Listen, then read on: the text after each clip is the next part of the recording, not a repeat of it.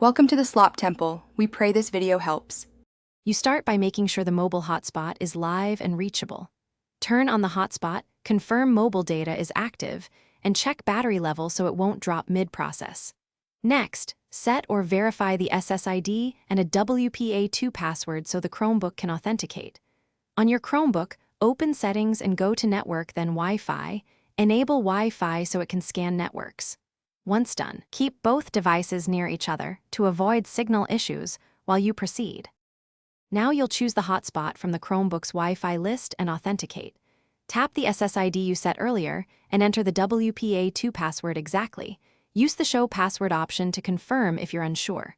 Once connected, the Chromebook may still require a captive portal login. Open Chrome and follow any one-time prompts to accept terms or enter credentials. Make sure metrics like signal bars and connected status appear.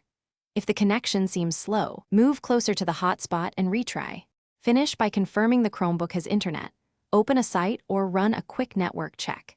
If everything loads, set the Wi-Fi to automatically connect and save the password for future sessions, which speeds reconnection. If you don't get online, try a single simple fix. Forget the hotspot on Chromebook, reboot both devices, then reconnect using the exact SSID and password. This clears cached errors and resolves most issues.